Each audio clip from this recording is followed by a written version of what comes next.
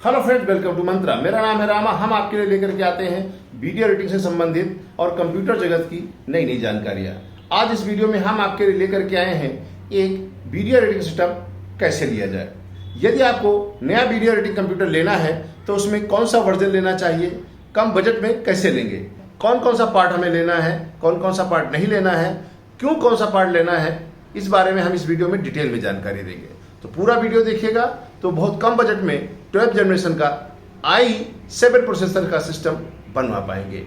यदि आपको सिस्टम की आवश्यकता है और सिस्टम लेना चाहते हैं तो आप हमसे भी सिस्टम ले सकते हैं। हम आपको कस्टमाइज वीडियो एडिटिंग सेटअप बनवा करके आपको भिजवा देंगे। तो चलिए देखते हैं इसमें कौन कौन से पार्ट हैं जिसमें हमने इसको यूटिलाइज किया है। दोस्तों, ये हमारा नया वीडियो एडिटिंग सेटअप है जो हमने 2022 में HD वीडियो एडिटिंग करने के लिए यूज़ किया है।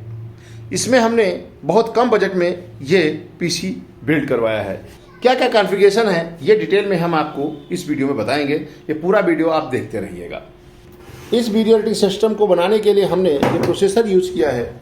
ये है हमारा 12700 और 700K में केवल एक अंतर है, वो है अनलॉकिंग का। अनलॉकिंग का मतलब क्या होता है, जब आप किसी वीडियो एडिटिंग का काम करते हैं तो यदि आपको नॉर्मल स्पीड से ज़्यादा पावर चाहिए होती है तो अनलॉकिंग की आवश्यकता होती है। यदि वो जाते हैं तो उसमें क्या है, आपका बजट बढ़ जाता है। लेकिन यदि आप नॉर्मली काम करना चाहते हैं तो आपके लिए 12700K और 12700 में परफॉर्मेंस में कुछ खास अंतर है नहीं, जब तक आप अनलॉकिंग नहीं करते हैं। अनलॉकिंग करने के लिए आपको मदरबोर्ड भी हैवी चाहिए होता है और प्रोसेसर के लिए भी आपको अलग से ज़्यादा पैसे चुकाने पड़ते हैं। इसलिए हम कम बजट में ये PC बनाया है जिसमें हमने यूज़ किया है 12700K प्रोसेसर।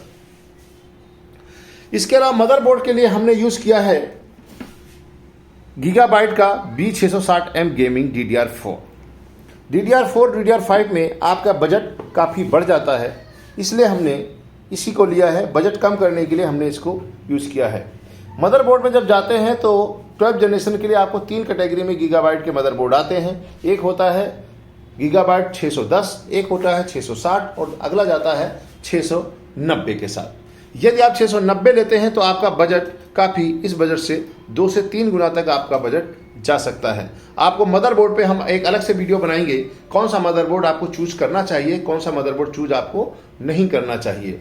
यदि आप 12700 प्रोसेसर के साथ जा रहे हैं जो आपको अनलॉक नहीं करके दे रहा है तो आपको मदरबोर्ड भी हैवी लगवाने की आवश्यकता नहीं है, क्योंकि आपको अनलॉकिंग करना ही नहीं है।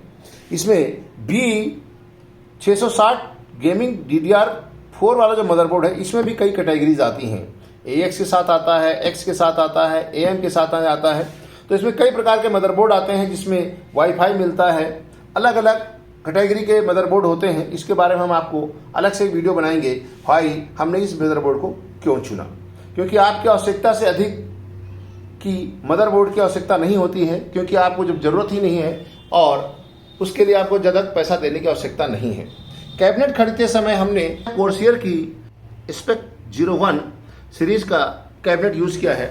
ये कैबिनेट यूज़ करने के पीछे हमारा मतलब क्या होता है, आजकल जो RGB वाली कैबिनेट चलती हैं उसमें क्या है कि यहाँ पर हार्ड ड्राइव लगाने का जो स्पेस होता है केवल 2 होता है, जबकि हम वीडियो एडिटिंग का काम करते हैं तो आपको काफ़ी हार्ड ड्राइव लगाने की आवश्यकता होती है। यहाँ पर DVD ड्राइव भी लगाने के लिए आवश्यकता होती है।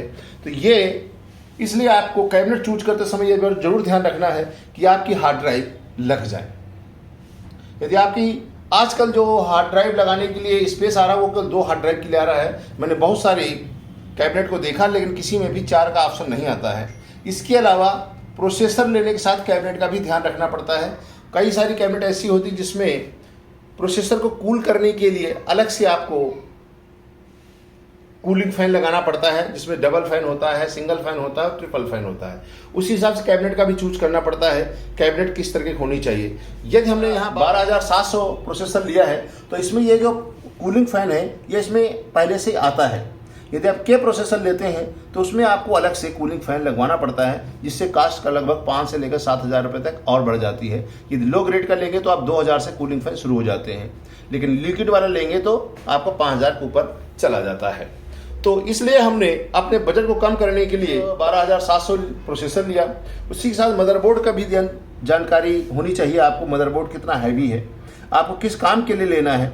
यहाँ पर आपको कितनी SSD या ME2B लगाने की ऑप्शन देता है, कितनी साटा लगाने की ऑप्शन देता है, कितना आपको यहाँ पर बैक साइड में कितना आपको कनेक्टिविटी के लिए दे रहा है। आपका HDMI मिलता है, डिस्प्ले पोर्ट मिलता है, USB 3 या USB 2 की कितनी आपको कनेक्शन के लिए देता है। तो मदरबोर्ड चूज करते समय इस बात को ध्यान रखना होता है, अपनी ज़रूरत के हिसाब से चूज कर सकते हैं। इसके अलावा हमने यहाँ पर कूलर मास्टर की पावर सप्लाई 750 वाट के लिए ये लिया है। ये बहुत बेहतर परफॉर्मेंस देती है, हमने कहीं पहले भी इसको यूटिलाइज किया हुआ है, इसलिए हमने इसी को चूज किया है। इसके अलावा यदि हम जाते हैं मॉनिटर के लिए, मॉनिटर भी हमने 27 इंच का HD मॉनिटर HP का चूज किया है, जिसका मॉडल नंबर है, ये आपका मॉडल नंबर यहाँ पर दिया हुआ है, ये आपको दिखा रहे हैं, ये इसका मॉडल नंबर है। ये बहुत बेहतर, बहुत गुड लुकिंग मॉनिटर है, जो आपको यहाँ पर दिखने बाद दिख भी रहा होगा कि किस तरीके से ये मॉनिटर अच्छा काम दिख रहा है। बहुत बेहतर मॉनिटर है, इसको हम पिछले कई दिनों से यूज़ कर रहे हैं। यहाँ पर आप देख रहे होंगे ना, साइड में बिल्कुल पतली सी आपको केवल मान्यूट सी आपका आउटर लाइन है, जबकि अन्य मॉनिटर में देखेंगे ज़्यादा आउटलाइन होती है। तो ये लुकिंग वाइज हमको बहुत बेहतर लगा, इसलिए हमने इस मॉनिटर का चूज़ किया है। इसकी कीमत लगभग 20,000 के आसपास हमको ऑफलाइन मार्केट में पड़ी है, ऑनलाइन जाएंगे तो इसकी पैसे ज़्यादा हो सकते हैं। इसके अलावा हमने इस सिस्टम को बनाने के लिए जो यूज़ किया है WD की 250 M.2 NVMe hard drive use किया है, जिसमें हम OS रख रहे हैं। उसके लिए क्या ऐसा इसलिए किया है क्योंकि हमको C ड्राइव में कुछ ज़्यादा करने की आवश्यकता नहीं होती है, उसमें केवल OS ही रखना चाहिए, ज़्यादा डेटा रखना नहीं है। तो 500 GB की हमें आवश्यकता नहीं है, इसलिए हमने इसमें पैसे बचाने की कोशिश किया है। इसके अलावा हमने कोर्सियर की 3200 मेगाहर्ट्ज़ की DDR4 की रैम लगाई है 16 GB, जो लगभग 5,000 के आसपास में आपको मिल जाएगी। कैबिनेट भी हमने लगभग 3,000 के आसपास कैबिनेट की कीमत, ये जो आपका कोर्सियर की कैबिनेट स्पेक 01 है, इसकी कीमत लगभग जो है आपको 3,000 के आसपास में है। पावर सप्लाई की कीमत जो यहाँ पर ये जाती है, ये 5,000 के आसपास मिलता है आपको, 750 वाट। इसके अलावा हमने कीबोर्ड माउस लॉजिटेक का यूज़ किया है M90, बहुत बेहतर काम कर सकता है, काफ़ी लंबे समय से हम इस पर काम कर रहे हैं। और इसके बैकअप के लिए हमने यूज़ किया है APC UPS 1100BA, क्योंकि 650 या 700 वाला जो UPS है हम काफ़ी यूज़ कर रहे हैं। यहाँ पर देखिए हमने ऑलरेडी ये मैनुअली लगा के रखा है, लेकिन ये इतना बढ़िया बैकअप नहीं दे रहे थे, इसलिए हमने ये UPS मंगवाया है। इसे बैक साइड में बहुत बेहतर पोर्ट होता है। यहाँ पर जो मैनेजमेंट किया जाता है बैक साइड का, वो आपका बहुत बेहतर मिलता है। यहाँ पर ये 5 तरीके से आपको 5 ऑप्शन मिलते हैं पोर्ट लगाने के लिए, 3 ऑलरेडी लगे हुए हैं और 2 यहाँ पर खाली हैं। यहाँ 5 डिवाइसेस आप कनेक्ट कर सकते हैं। वर्तमान समय में UPS में आपको काफ़ी डिवाइसेस लगानी पड़ सकती हैं, इसलिए ये UPS अभी तक हमको जो जानकारी है उसके लिए बेस्ट UPS हमको लगता है। तो ये हमारा नया सेटअप है, जिसमें लगभग हमारा 85,000 के आसपास बजट लगा है। इसमें ग्राफिक्स कार्ड शामिल नहीं है। ये जो ग्राफिक्स कार्ड लगा हुआ 4 GB का हमने जो लगा रखा है, ये हमारा पुराना है जो हमने DDR5 का लगा रखा है। यदि आप ग्राफिक्स कार्ड में जाते हैं तो ग्राफिक्स कार्ड में जाएंगे तो आपका ये सिस्टम लगभग 4 GB के साथ ग्राफिक्स कार्ड जाता है। 1650 Ti है, 1660 Ti है, 1660 में जाएंगे तो आपको 15 से 20,000 रुपये और लग जाएंगे। तो यही सिस्टम आपको 1 लाख के ऊपर बैठ जाता है। टोटल बजट हमारा बना था, ये देखिए यहाँ पर 63,950 रुपये, जिसमें कि हमारा UPS भी है लगभग आपका 5,200 का, इसमें GST अलग से लगती है।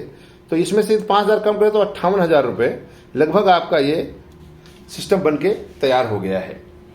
मॉनिटर और UPS शामिल नहीं है। यदि ग्राफिक्स कार्ड, मॉनिटर और UPS को शामिल कर देते हैं तो यही बजट आपका 1 लाख रुपये पहुंच जाएगा।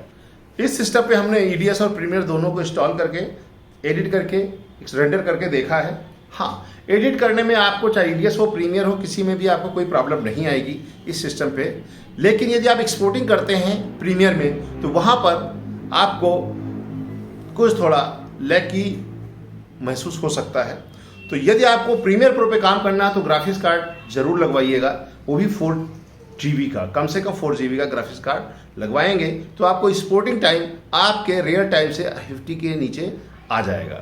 हमने इसमें पूरा देखा है रेंडर करके, बिना ग्राफिक्स कार्ड के भी ग्राफिक्स कार्ड लगा करके, चाहे आपको मेमोरी पे रेंडर करना हो, चाहे CUDA कोर पे रेंडर करना हो, या आपके सॉफ्टवेयर पे रेंडर करना हो, सब पे रेंडर करके चेक कर लिया है ये किस तरह परफॉर्मेंस देता है।